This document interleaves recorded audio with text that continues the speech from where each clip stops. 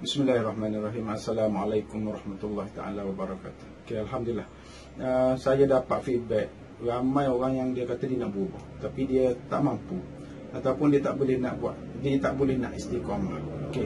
So saya nak bagi anda faham satu konsep di mana bila anda faham konsep ni, insya-Allah anda senang untuk berubah. Okay, dan anda tahu macam mana nak berubah, dan anda tahu titik mujahadah. Okey. Macam ni. Ini adalah tabiat lama kita. Tabiat lama. Okay. Dan kita nak berubah kepada tabiat baru. Ini tabiat baru.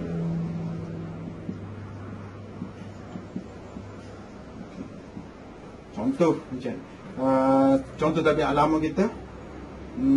Kita bangun pukul 7 pagi. 7 pagi baru kita bangun tidur. Okey, dan kita nak berubah kepada tabiat baru, nak bangun pukul 5 pagi.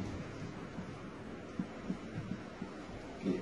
So, kita nak berubah daripada sini ke sini. Kita kena faham tabiat ni dia duduk kat sini. Ni minda sedap dan ni minda separuh sedap. Tabiat kita duduk kat sini. Tabiat. Pukul 7 pagi dia jadi tabiat kita. Dia duduk kat sini. 5 pagi adalah baru idea. Baru satu idea. Kita kena bangun pukul 5 pagi. Idea dia berada kat sini. 5 pagi baru jadi idea. Okay? Dan idea nak tukar jadi ke tabiat, kita perlu ulang sampai dia jadi tabiat. Dia lekat kat sini. Isu dia adalah berapa lama kita mampu ulang. Berapa lama ni kita mampu nak ulang ni. Berapa lama kita mampu untuk ulang. Sebab tu untuk jadi that idea, jadi tabiat, kita kena ulang at least 21 hari. Ni kajian menyatakan kena ulang sehingga 21 hari. Ataupun sebaik-baik kalau kita letak jadi 40 hari. Okey. Jadi untuk berubah, katakan hari ni kita bangun pukul 7 pagi. Tiba-tiba kita dapat ustaz bagi tahu, ataupun kita punya mentor bagi tahu, orang berjaya kena bangun pukul 5 pagi. So kita ada semangat, kita ada energi. Waktu itu kita ada energi. Ni titik energi kita. Energi kita berada kat sini. So bila energi kita power daripada tabiat lama kita, so kita mampu untuk bangun pukul 5 pagi pada hari itu. Tapi kita kena ingat, energi ni dia akan berkurang. Dia akan berkurang. Dan ini adalah kita punya halangan. Halangan akan meningkat. Macam mana halangan ni boleh meningkat? Kita kena faham, bila kita jadi tabiat, so tubuh kita, otak kita dan tubuh kita ready, mood kita ready untuk bangun pukul 7 pagi. Minda kita, tubuh kita. Sebab tu bila kita dah jadi tabiat, pukul 7 pagi kita akan jadi tabiat. Automatik kita akan bangun. Sebab tu ada orang, bila dia dah jadi tabiat, bangun pukul 5 pagi, confirm pukul 5 pagi dia akan bangun. Sebab tubuh dia dah ready, minda dia dah ready, semua dah ready untuk bangun waktu tu. Sebab minda separuh sedar ni yang akan urus. So hari pertama energi kita tinggi, kita boleh atasi benda ni. Tapi bila masuk hari kedua, hari ketiga, hari keempat, hari kelima, hari keenam, kita makin slow. Energi kita ni. Okey.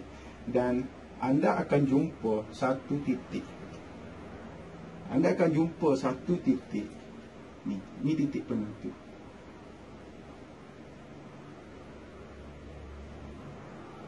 Ni titik, kita panggil titik mujahadah. Waktu ni energi dengan tabiat kita dia jadi satu sama level. Dan ini adalah titik penentu. Nak tengok kalau kita berjaya atasi benda ni, kita akan berubah daripada tabiat lama kepada tabiat baru, ataupun kita akan kekal kepada tabiat lama. Okay. Anda akan jumpa satu titik. Contoh saya sendirilah. Okay. Saya sendiri, saya nak transfer daripada saya bangun selepas subuh kepada saya nak bangun pada pukul 4.30 pagi. Okay. So saya keep momentum saya, bagi energi untuk diri saya boleh bangun sampai satu tahap. Satu malam tu memang saya tak boleh nak bangun. Saya bangun dan saya rasa macam sangat berat. Memang tak boleh nak pejam mata, tak boleh nak buka mata. Tapi saya faham, ni adalah titik mujahadah saya.